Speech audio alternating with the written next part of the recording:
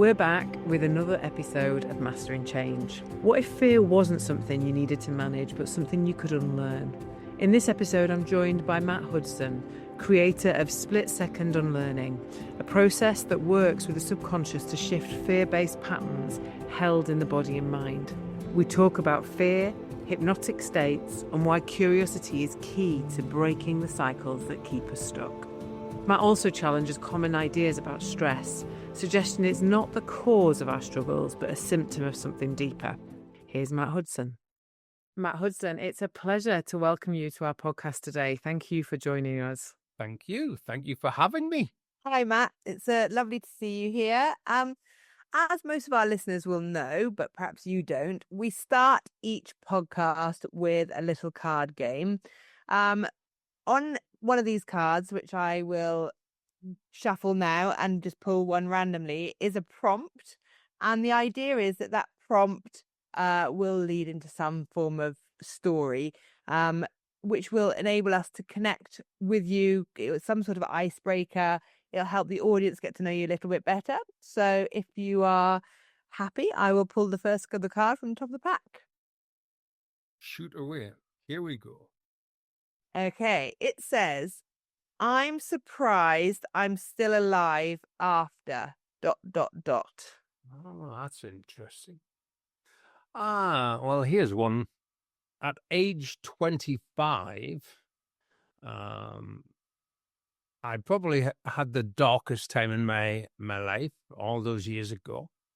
And I decided to commit suicide. So I went out on a very dark night in October, found the ideal jumping spot, and I dropped a stone from a bridge and counted the free fall to the concrete. 1, 2. And I figured that'll do it. Then I hopped up onto the parapet.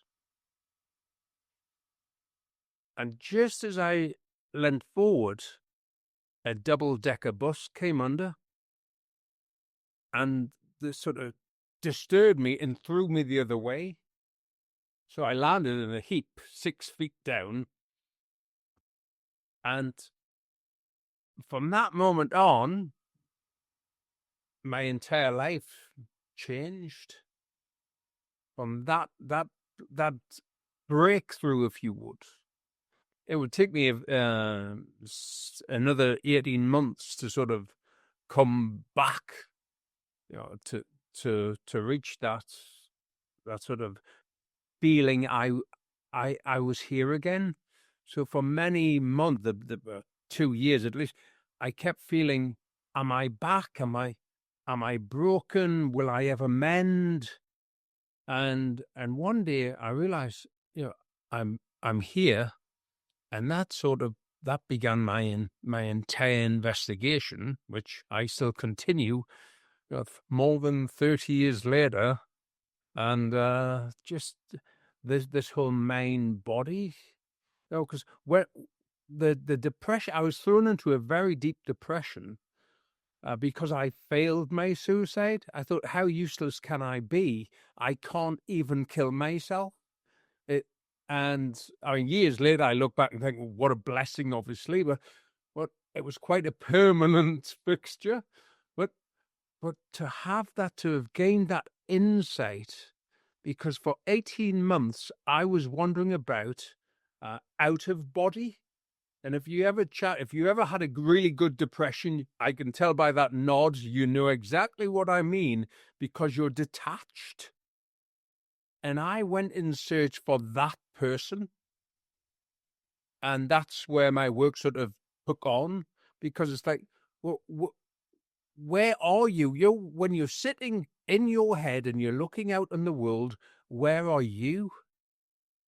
I ponder that forever. Where am I? Am I in my eyeballs, or where am I? Because when I'm depressed, I know where I am.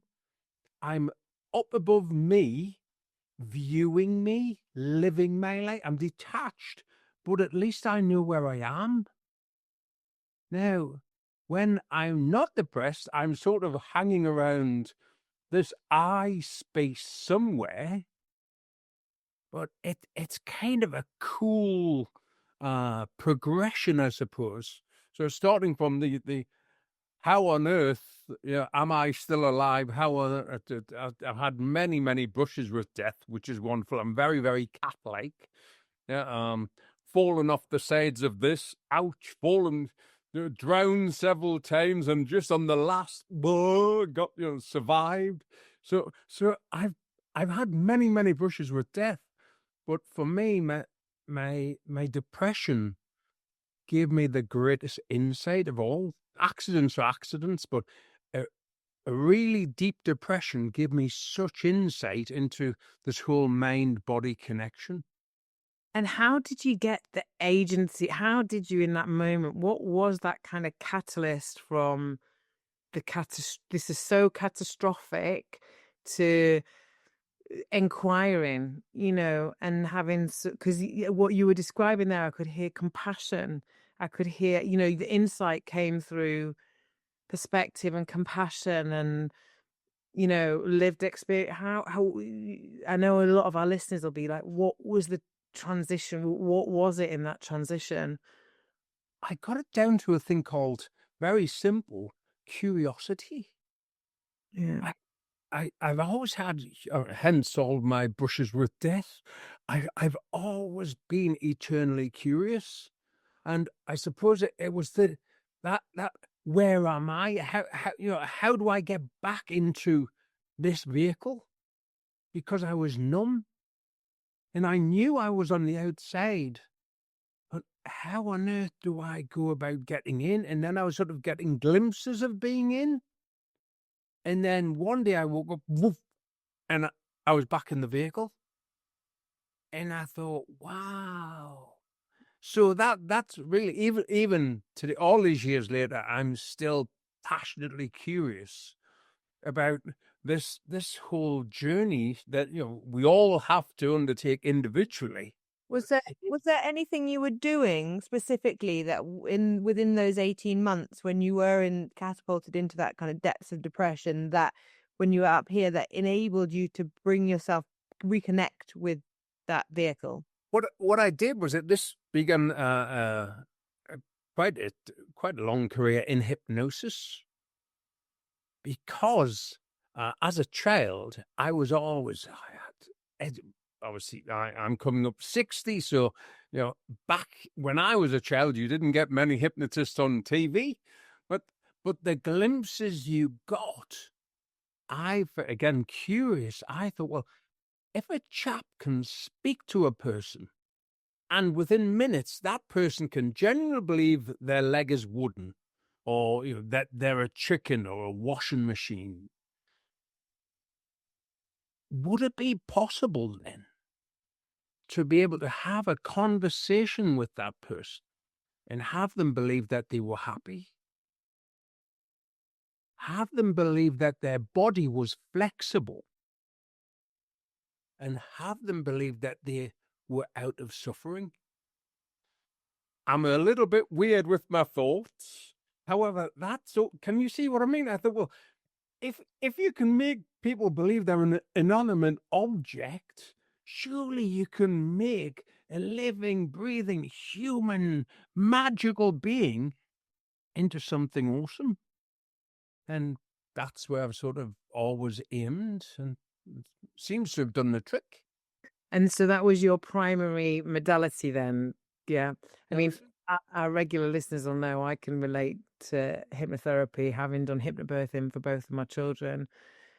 The way I understand it, though, is it's tapping into an innate wisdom or something that we've disconnected from, rather than doing something that you don't want to. It's actually working on a deeper subconscious level, which I again find really motivating to help people reconcile those difficult times when we're often too much in that kind of thinking space. If that's the case, and I think that's really important and I don't know enough about hypnotherapy, to be honest, but if it's tapping into something that's innately within us, I was literally just watching a thing from Dan Siegel did at Oxford this year, this past event, where he said, we're born in utero, we're all whole. We're all complete beings. We're all therefore happy. There's nothing wrong with us, nothing wrong with the way we think, nothing wrong with the way we show up, nothing wrong with no kind of distortions in our neural pathways or in, whilst we're in utero. So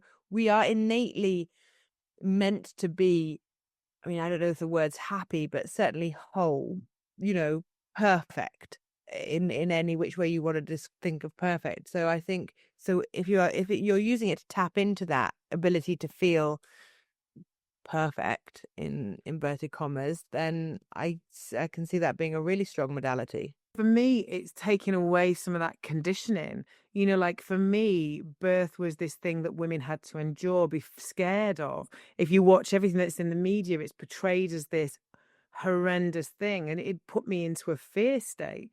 So it was kind of taking away some of that conditioning and allowing you to really understand that your body was designed to perform this function. It's got everything it needs to do. You just need to focus on allowing it to, in my context, birth, but in the context I think that Matt's describing is heal or thrive or, show up in a different way. What you touched on the main root of my work there, Emma, which is fear. I look at a specific point. I was born deaf, and just this is why it's handy doing a podcast where I can actually see you guys. But at age 25, they discovered the doctors discovered I was born deaf. I had an operation, and they discovered I have no bones in my ears. So long I'm conductively deaf, so long as the volume's loud enough, it comes through my skull. So it's a bit annoying if there's a telephone ringing, because if it's loud enough, I can hear the ring, but I can't triangulate because my hearing doesn't work like that. But it gives me a very, very uncanny, animalistic, if you would, observational skills. So that's what led me to my more scientific work, which is split-second unlearning. And this is where I was able to actually look at trauma signatures. So that's the non-verbal mark that the trauma leaves on us that we show others. Can you give us some examples of that? Funnily enough, yes. Right. So the beauty of it is, if we think they're classed as emotional memory images. Now, Hypolite Bernheim, there's a name you don't hear every day. Yeah, he's one of my favorite hypnotists. Right now, in the 1890s, Bernheim, he'd written many books, but a particular book of his, which is probably under here somewhere. Go look at me, not even pushing my own books. Here he is, Suggestive Therapeutics. Now, in this book, he wrote the foreword, and he expected this work to launch in the early 1900s and to rewrite all there was on medicine and science and healing. Basically, the school he was from, the Nancy School, and the whole idea was he'd use hypnosis on everything, every condition. It was documented. He's a professor. He's a wonderful man. And he suggested that during hypnosis, the mental image that the person has in their mind's eye is real. And as we know from neuroscience, the brain doesn't know the difference from what the mind sees and what we share in reality. So there was Bernheim writing this in the late 1890s. And he added to this that regardless of condition, if you adjusted those mental images, you could have a therapeutic impact on the individual. Now, the 1900s came, and we can all start to debate on what happened in the early 1900s, but we won't go anywhere near anything called Rockefeller, etc. We'll all stay very nice since it's Christmas. So anyway, it was hijacked. Over a century later, everybody goes, ooh, hypnosis. Isn't that a little bit scary? Interesting. Well, actually, if you go and see a real hypnotist, their task is not to hypnotize you. Their task is to de-hypnotize you. Because you were born curious. Now, if you're heading into, as you said, having a child, Emma, a natural process. However, the propaganda machine had scared you. Now, if there'd been no propaganda machine, you would have gone into that natural, wonderful labour, and it would have all been wonderful. Beautifully enough, you reach out to a hypnotist and you learn to be yourself again. So they de-hypnotize you from the program. I've also seen it applied in the context of cancer. You know, somebody going into surgery to keep you in a really calm, favorable state, but also to visualize that person could see the tumor, to visualize it, a deep visualization, and see that shrinking. And it's used as an enhancement to traditional Western therapies to complement the effectiveness of treatment. I'm a nodding dog right now. Yeah. And I will just jump in and say, I think that, I mean, I don't know what, like, I think there is a huge amount that we don't yet know about these sort of things. I would be loath to kind of ever on this podcast or anywhere sort of say that, you know, visualizing my cancer, like my dad recently died of cancer. And I think I was on another podcast the other day when someone said, I don't know whether you could manifest your way out of cancer or something. Like, I don't know. It's just, I don't want to put any of these kind of off the cuff kind of remarks around whether can or cannot cure themselves of cancer.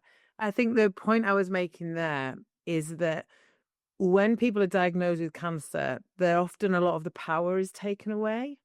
And so when you equip people with these additional tools, and this is not to suggest what anyone's individual path for any sort of medical treatment should be, but anything that makes you be able to walk, you know how difficult that path is, with greater ease, equip people with other strategies because I do remember with my mum, you know, they said that half of the battle when you're treating cancer, it's a mental battle. It's one of, like, you know, and again, it's anything that can help. For me, the hypnobirthing was equipping me with a way of viewing that was empowering physically, mentally, that equipped me with the toolkits that when it started, rather than the fear kicking in, my innate desire to do, to you know, to control, I could do something productive. And I think this is where we've got to sort of get away from this sense of division. It's either this or it's that.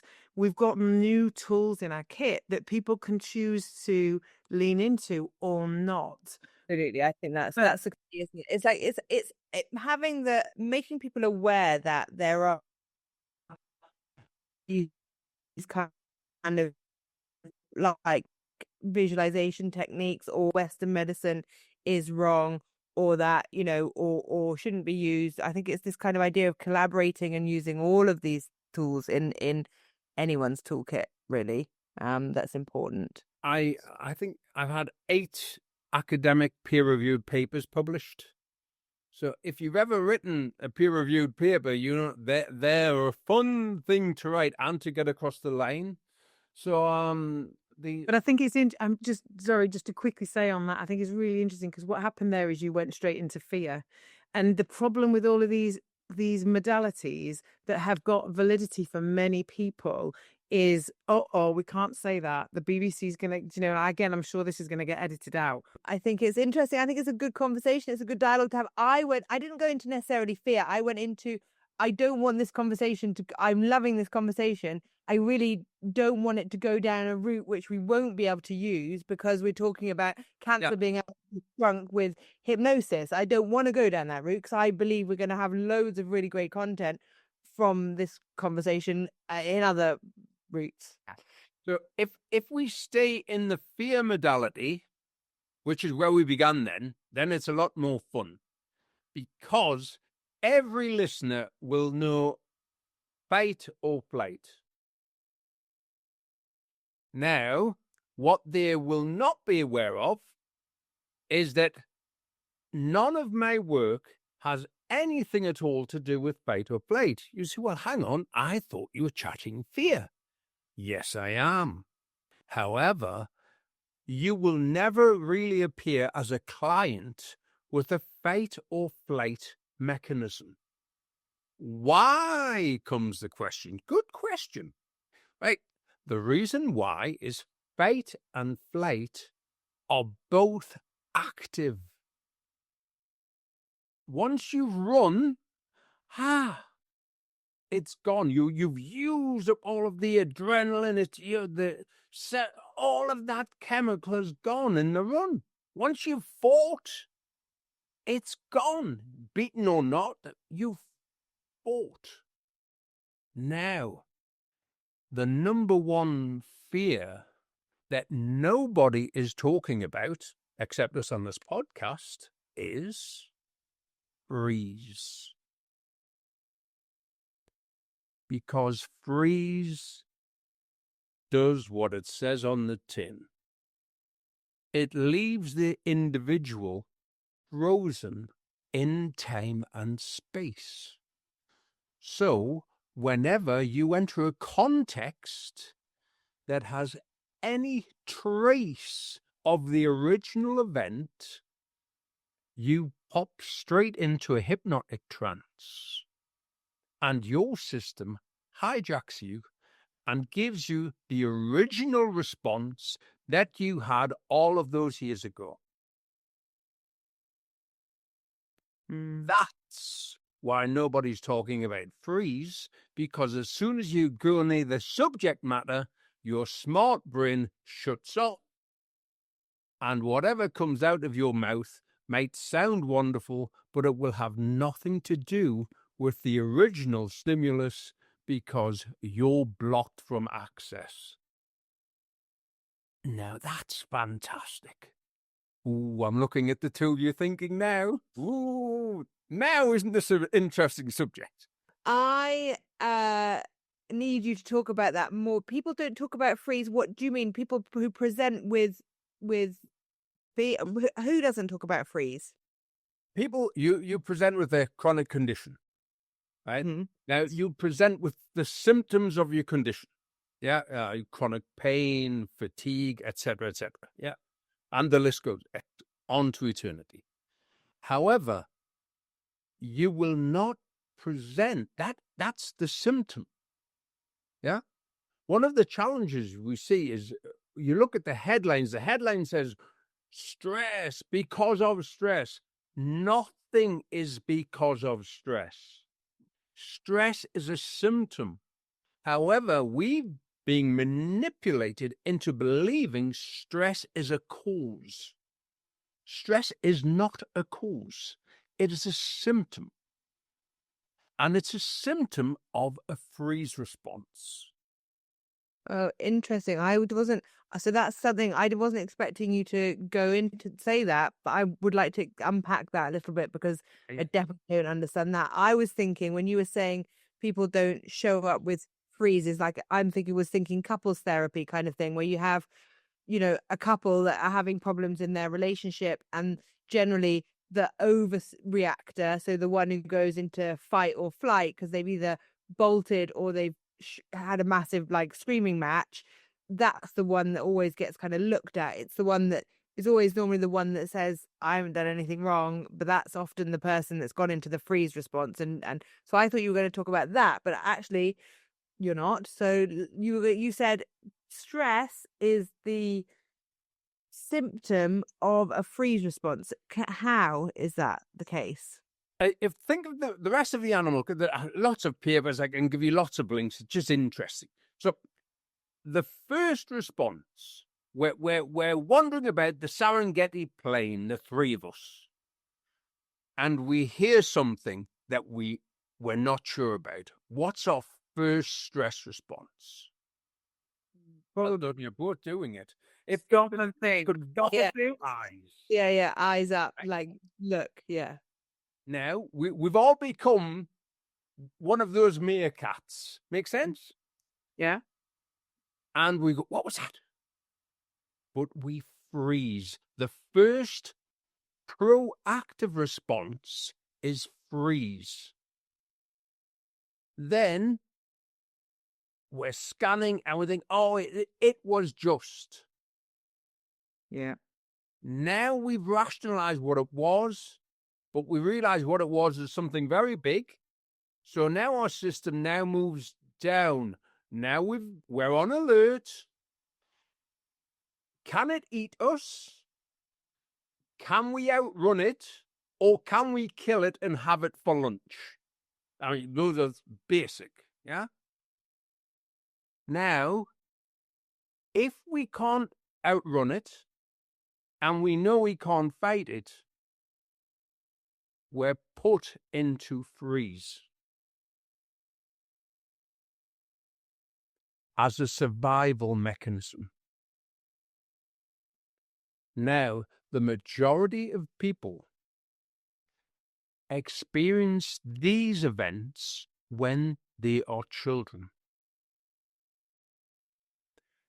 And the majority of children experience these events pre-verbal. So they don't have the words when they go into the response. So as that couple having the argument, just to bring you around where you were seeing it, Araminta, so they have it, one goes quiet, the other one growls. They're both being put into the original situation when they were children, when they were too small, too vulnerable to fight or to escape. So they freeze. So all these years later, because they walk into a context that's similar to the original context, bam, the emotional memory image appears, which triggers this automatic stress response to survive this situation. And that's why I said, so what we're looking at in this rapid response is to clear that so that the individual can then consciously and rationally in the moment deal with what's happening. But what we notice is that once the response is on, we have to wait like till the next day, or because all of the neurochemicals have to clear. We have to wait until we can sense things have calmed down before we dare tread near it. So let me just play this back to make sure I understand. So we have this innate response that was due to imminent threat, like threat that we were perceiving. But now the lives that we're living, we're perceiving other stimulus as that threat, which has thrown us into freeze, which is not, what we're trying to do is get people out of that freeze so that they can make rational decisions about what next, knowing that there isn't, although they've perceived an imminent threat, actually they've got space to have agency. I guess it's about giving agency back, coming out of the freeze response, getting agency. Now, I'll explain a little further. Okay, right, and by the way, I've written the academic papers, and I'll send you the link so it's all there.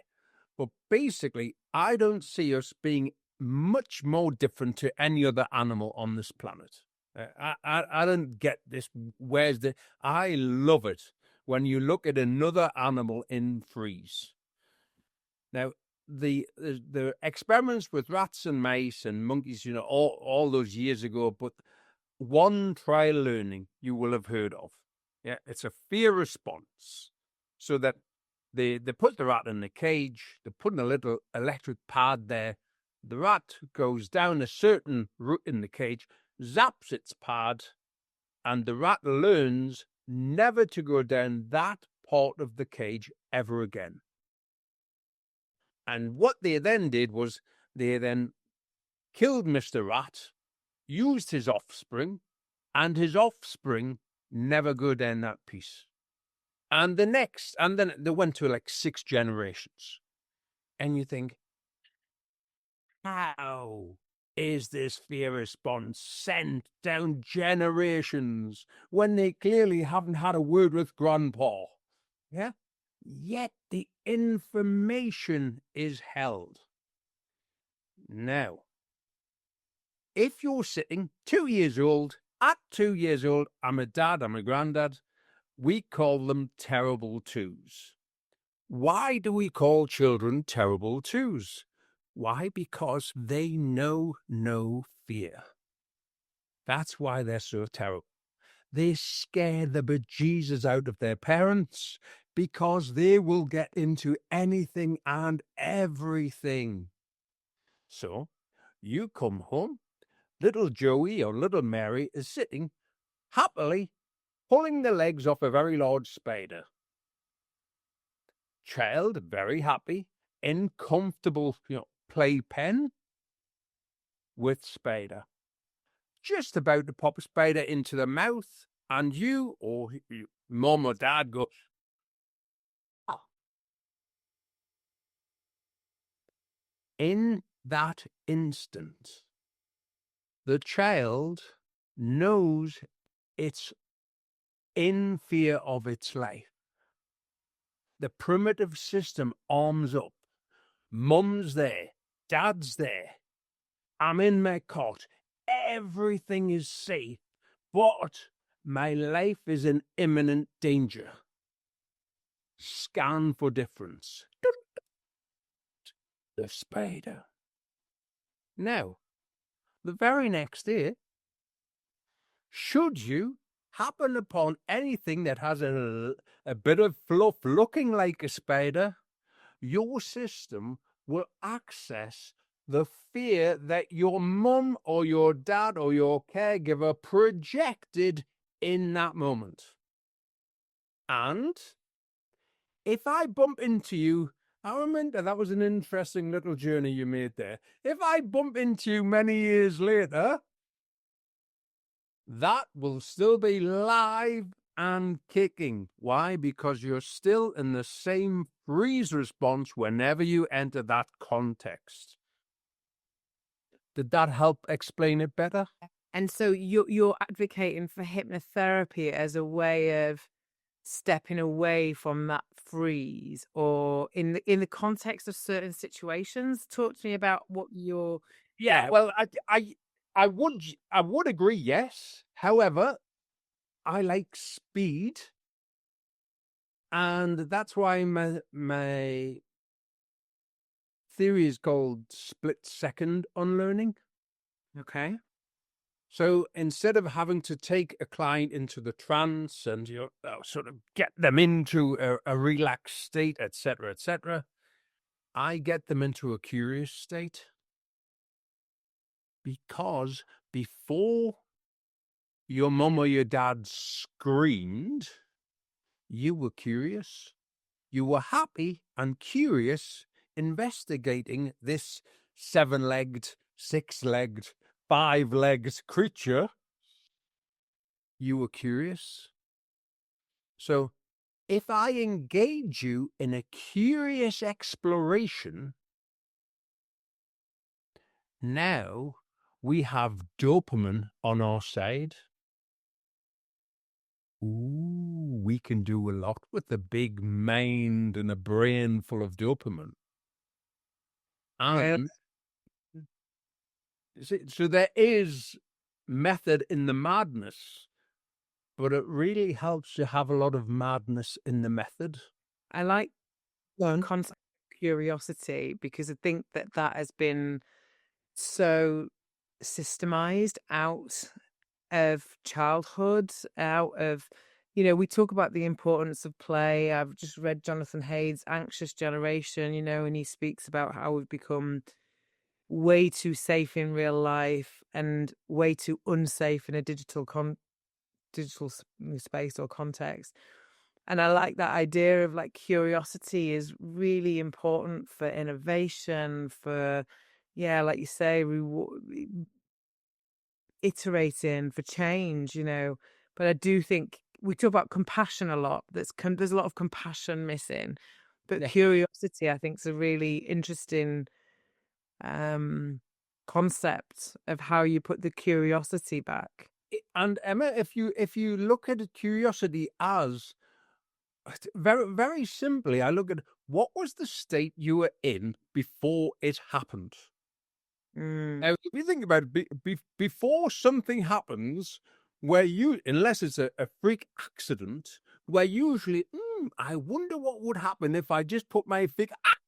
Oh, it's that curiosity. The emergency rooms are full of curiosity that went wrong. Yeah. Oh, I'll just fix a light bulb. The step ladders, I'll have to go into the garage. I know. I'll hang precariously on this 3-legged chair that's a little bit. Oh, I've broken my arm. So curiosity can hence kill the cat. But before we have the shock, we are curious. So what I've figured out is if I can get you curious again, then have you explore that emotional memory that, by the way, you're not conscious of. You're only conscious of the response to this emotional memory. What am I meant to be seeing on that? What are you showing me on this? Just a CD. I've just picked up. Just an aid memoir, if you would. Yeah. I keep seeing it. A memory. Yeah. It's the memory minter. Yeah. Because what it does is, if you imagine this is your mental screen, it blacks the screen. Okay. And you're going to freeze. You're now on automatic. Now, if you were heading down the motorway at 70 miles an hour, and your windscreen blacked out, the first thing you'd want to do is hit the brake. However, you're on a motorway. At 70, there's cars behind you. There's cars on that side. If you're in the middle lane, you've got cars all around. Now what do? You still brake, but you still got to keep going. Now what's happening inside your brain? All of the neurotoxins are flooding. That's the stress. There's your stress. It comes after the event. Stress is a symptom of the event. Now, I mean, you guys have just come live today as we're just, and I was like, we booked this months ago, but we're just on the tipping edge. In the new year, we're coming. I'd love to come back and chat to you in the new year with more data, because we've stumbled on a wonderful piece of sleep, and we'll just touch on it very quickly. Then you can invite me back if you so wish. But I'm looking at how many people, and we've got a gold standard through an outfit in Belgium. I've been around the planet quite a bit. I've got professors everywhere. They're all good fun. And Charlotte Bronte said that a ruffled mind makes a restless pillow. And I think we'd all agree. Yeah. 200 years later, we're still there. So what I suggested was, well, what if one of these aid memoir, emotional memory images, appears in the mind's eye when we're trying to get to sleep, triggering the stress response. So when we should be winding down, our system's arming up. Then it's going to become more difficult for people to sleep. And it's going to be darn near impossible for you to get restorative sleep if the predator is inches from your face. Now, you're subconscious now because you're asleep. But when that comes closer, I'm suggesting that during the day, if we get a shock, we go, we have a sharp intake of breath. It arms up the main system and we're ready. If we're asleep, and will not help because we're asleep. What I'm suggesting is, in sleep, our brain switches off the breath, causing central apnea, sleep apnea. Our brain switches off the breath in a defense behavioral mechanism to ward off incoming threat. Now, we wake up, and when we wake up, we think, it's 3 o'clock in the morning, I need a pee. No. Your bladder has filled because your breath stopped. When you stopped breathing, the pressure went up in your system, your kidneys filled up your bladder, and that's why you go for a pee. Number one. So, the challenge that I thought, well, if we can clear this, we should be able to see by you not getting up for a pee, number one. But then we thought, well, what about mouth guards? A lot of people use a mouth guard. Problem is, when you hit REM sleep, you'll spit it out. Now, conscious, rational brain says, I spit it out because I thought I was choking. Makes sense. Oh, and when I'm up, I might as well have a pee. No. When you reach REM sleep, this attempts to integrate, to clear this mental screen for tomorrow. But what does it do? Your brain switches off the breath, so you think, thinking it's the mouth guard, but it isn't. So we've done a whole big chunk of work on this, and in the new year, I've got guys who we're already monitoring, we're getting the data, it's so exciting. And in end of January, we'll have some data to start releasing and shouting about. But it's fascinating because we're right on the edge of the mind-body connection. Nobody's here. Nobody's in the space. I mean, how can they chat about sleep as if it's a physical structure? You and I, we can't sit here and discuss what we're going to dream tonight. It's impossible. Because at the moment we drop into the subconscious realms, we have entered quantum time and space. We might have discussed something right now that triggers something that you're not noticing is triggered. But you go to sleep tonight and that little trigger reminds your mind of a time when you were 2 years old, playing with that spider. So your mind then goes all the way back to that, adjust that piece. However, that piece is now adjusted, so every subsequent piece since then has to be adjusted. Every subsequent tomorrow must now be adjusted because of that little piece of information we had today. That is sleep. We're a quantum machine. We're an awesome piece of universe. And that is why my work, I think, really fits beautifully into sleep, because I've got a group of different people, but we've monitored them. These people on their Fitbit said they sleep 7-8 hours a night. So if we're looking at statistics, it ticks the box, they're good sleepers. If we look at the gold standard against what energy they get from their sleep, these people are waking up with 30 to 40% energy.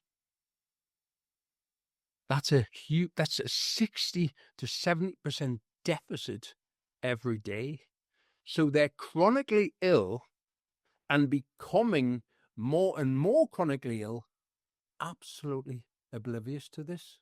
And you're relating that to this freeze state that's kind of is present in the process of people accessing and staying in that if we think about it like a computer in that state in which it's kind of doing all of the programming and interesting, really interesting. Yeah, we'd love to have another conversation, Matt. That sounds like fascinating research and definitely something that fits with, we're on a mission to transfer knowledge in this field of trauma, mental health, and well-being, and to continue to look to the periphery of what's known and what's understood, to take that knowledge and those modalities and those approaches to where it can have greatest impact. So I'm going to ask the question now that we ask all of our podcast guests. And obviously we live in a world with lots of systemic fear and anxiety and doubt, whether you look at, an individual level, communities, societies, or that kind of bigger macro political environmental lens. It's big. There's a lot. It's heavy.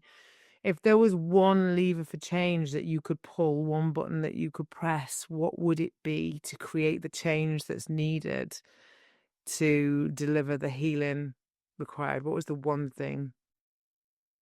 Well, for me, it would be sleep. I would give everyone sleep. I would give them the art of sleep again, which isn't going to bed and switching off a blue light, making sure you haven't had a cup of tea 3 hours before you go to sleep. It's the ability to sleep like a baby again.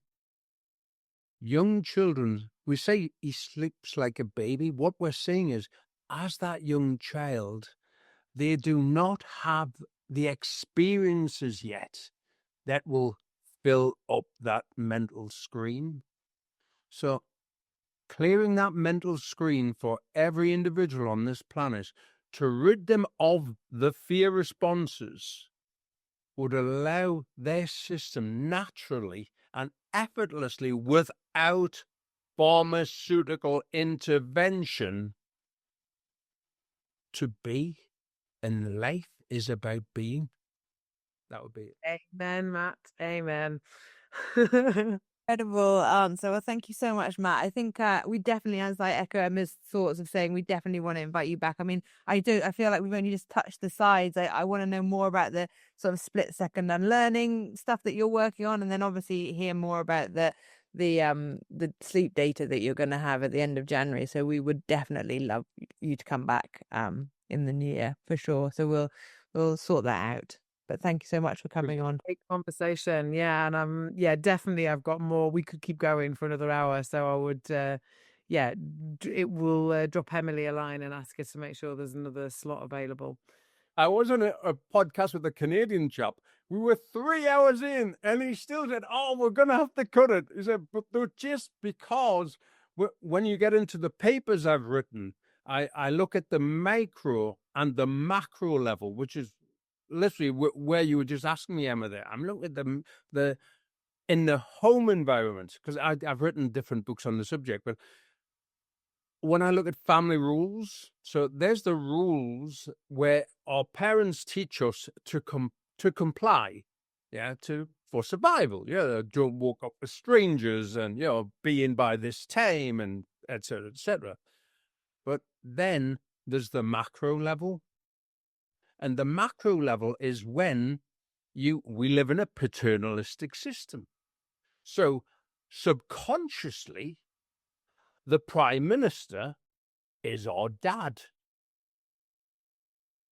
So what if our dad has rules for him, but not for you? Or he's allowed to get away with all sorts, but you're not allowed to. Do as I say, not as I do. Now you've got a recipe for mental health problems.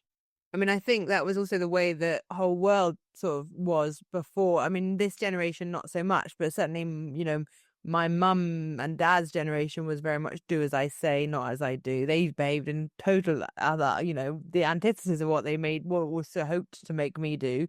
So yeah, I think it's interesting for sure. To be continued. Thank you so much, Matt. It's been an absolute pleasure, and we will be in touch. Really nice to meet you.